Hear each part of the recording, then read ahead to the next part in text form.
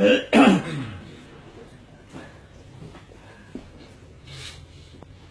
دوستوں بزرگوں،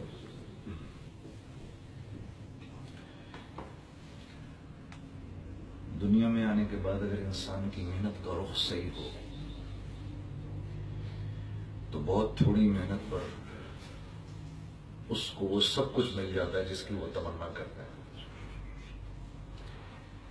اور اگر محنت کا رخ غلط ہو تو بہت محنت کرے گا، بہت تھوڑا ملے گا۔ وَأَن لَيْسَ لِلْإِنسَانِ إِلَّا مَا سَعَى، ملے گا وہی، یہ دنیا میں بھیجا گیا ہے محنت کرنے کے لیے۔ اس پر ہر وقت یا تو اللہ رب العزت کے حقوق متوجہ ہوتے ہیں یا لوگوں کے حقوق متوجہ ہوتے ہیں۔ ہر وقت مسجد میں داخل ہوئے ہیں، اگر فرض کرو یہ بھائی دروازے کے پاس بیٹھے ہیں، مسجد میں کوئی داخل ہو رہا ہے، ان پر ایک دم اس بھائی کا یہ حق متوجہ ہو گیا کہ یہ ذرا سے ادھر ہو کے اس کو اندر آنے کی جگہ دے دے، فوراً اللہ کے بندوں کا حق متوجہ ہو گیا ان کے اوپر۔ کوئی بھائی اندر داخل ہوتا ہے، اگر نماز نہیں پڑھ رہے، قرآن نہیں پڑھ رہے اور اس نے سلام کیا تو فوراً اس کے سلام کا جواب دینا حق متوجہ ہو جاتا ہے۔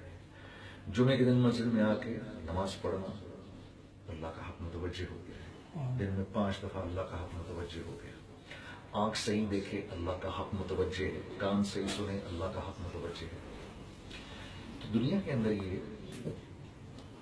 یا لوگوں کے حقوق پورے کر رہا ہوتا ہے یا اللہ کے حقوق پورے کر رہا ہوتا ہے۔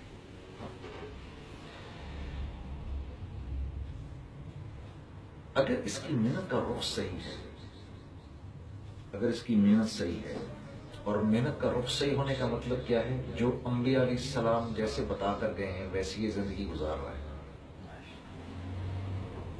تو اس کی محنت کا رخ صحیح ہے۔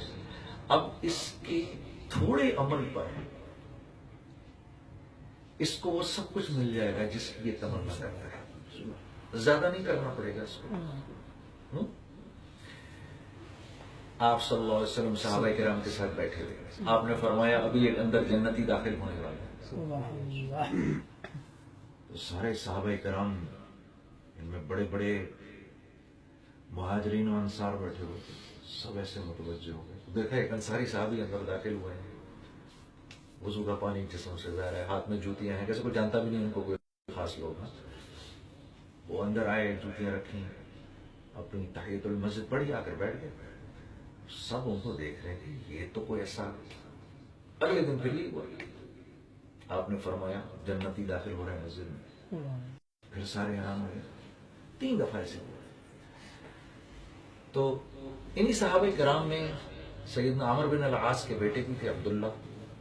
اچھا، ان کا معمول کیا تھا کہ بڑے سخت جان تھے وہ، تو وہ کیا کرتے تھے کہ دن بھر روزہ رکھتے تھے اور رات بھر تہجد میں کھڑے رہتے تھے، سبحان اللہ، بڑی مشقت کی زندگی گزارتے تھے۔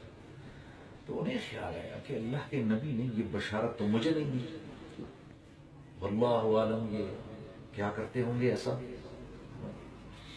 تو جب یہ تیسری دفعہ مسجد سے باہر نکلے تو ان کے پیچھے باہر نکل گئے اور کہا کہ چچا جان، میں ابا سے تھوڑی سی ناراضگی ہو گئی ہے، گھر چھوڑا ہے، اگر آپ کی اجازت ہو تو میں آپ کے گھر رہ لوں۔ ہاں ہاں بیٹا آؤ، آ جاؤ آ جاؤ، لے کے گئے۔ تو لے گئے، رات کو جب سوئے تو عبداللہ جب سوئے تو کمبل کو ہلکا سا سرکا کے دیکھا تو وہ بزرگوار جو تھے انہوں نے رات کو جو سونے کی دعا ہوتی ہے وہ پڑھی اور سو گئے۔ تو صبح کو اور پوری رات گزار دی، یہاں تک کہ اذانیں ہوئی اور اذانوں پر اٹھے، کوئی ایسی تہجد بھی نہیں پڑھی۔ بڑے حیران ہوئے، کہا کہ اف، ان کا حضرت کا تو کوئی بہت دن میں کوئی ایسا خاص عمل ہوگا، دن میں بھی ساتھ رہے، دن میں کوئی نہیں، اگلے دن پھر یہی ہوا۔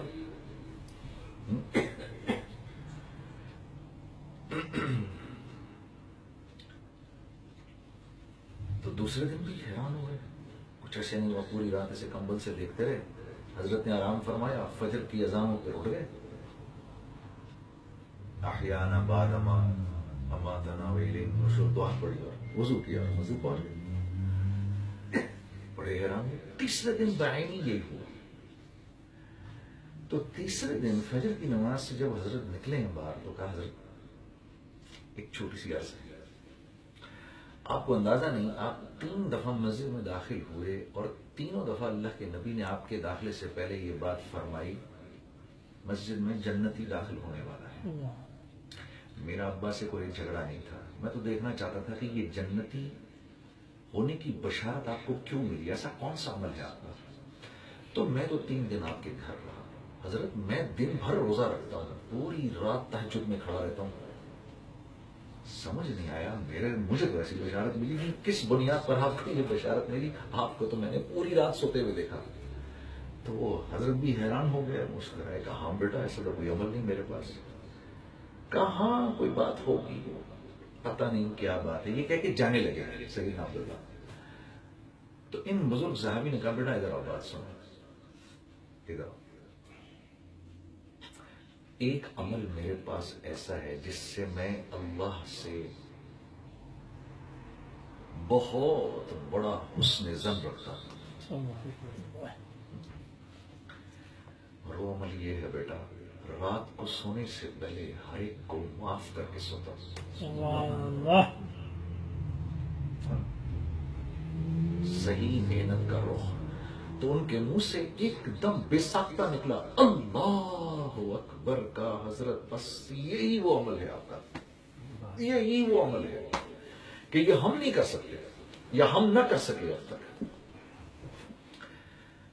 تو میں نے عرض کی نا کہ اگر محنت کا رخ صحیح ہے, مولوی یوسف صاحب کی بات آپ سے عرض کر رہا ہوں کہ اگر محنت کا رخ صحیح ہے تو بہت تھوڑا ہی کرنا پڑے گا, زیادہ نہیں کرنا پڑے گا. مجھے یاد ہے شروع کے دنوں میں مولوی ترجمانی صاحب نے ایک دفعہ مجھے یہ بات کی تھی, مجھے آج تک یاد ہے. فرمانے لگے نبی کریم صلی اللہ علیہ وسلم کی نماز اتنی زیادہ نہیں تھی.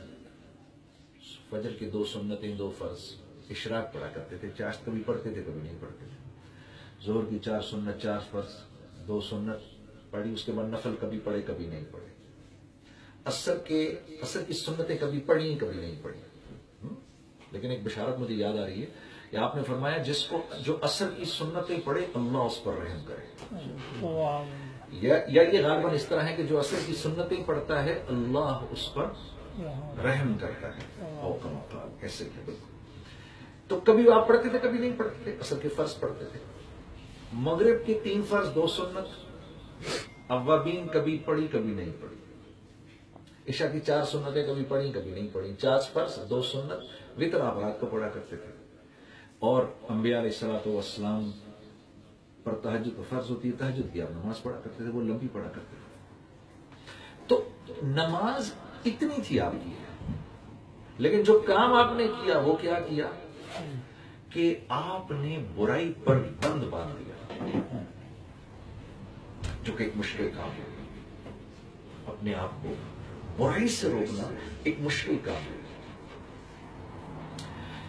جب آدمی گناہ بھی کر رہا ہوتا ہے نیکیوں کے ساتھ ساتھ, تو اس کا جو اچھا عمل ہے نا وہ کمزور پڑ جاتا ہے, پھیکا پڑ جاتا ہے. یہ ایسے ہی ہے کہ سردیوں میں آپ کی گاڑی کے جب تک سارے شیشے اوپر نہ ہوں, گاڑی کا ہیٹر آپ کی گاڑی کو گرم نہیں کرے گا. دنیا کا بہترین ہیٹر لگا لو اور ایک ہی شیشہ کھول دو, پٹ جاؤ گے, وہ گاڑی نے گرم نہیں ہونا.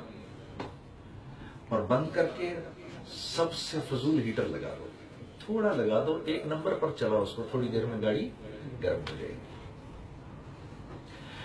تو مسئلہ یہ نہیں ہے کہ ہم اچھے اعمال نہیں کر رہے, مسئلہ یہ ہے کہ ہماری جو محنت کا رخ ہے وہ خراب ہوا ہے, جس کی وجہ سے دعائیں پھسپھسی پڑ جاتی ہیں. علی عبدالوہاب صاحب سے میں نے یہ بات خود ان کے بیان میں کئی سال پہلے سنی. فرمایا ہم اس دعوت کے عمل کو جو کرتے ہیں, لوگوں کو اللہ کی طرف بلاتے ہیں, اس لیے بلاتے ہیں کہ ہماری دعائیں جاندار ہو جائیں.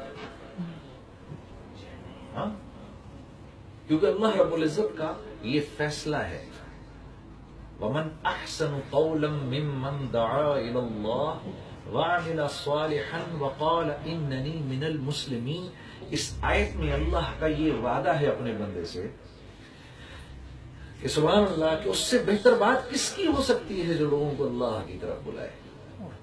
اس سے بہتر بات کس کی ہو سکتی ہے جو لوگوں کو اللہ کی طرف بلائے. کیونکہ جب وہ اس عمل کو کرے گا، لوگوں کو اللہ کی طرف بلائے گا، وعمل صالحا، تو اللہ اپنے فضل سے اس کو عمل صالح کی توفیق دیں گے. اس کو عمل صالح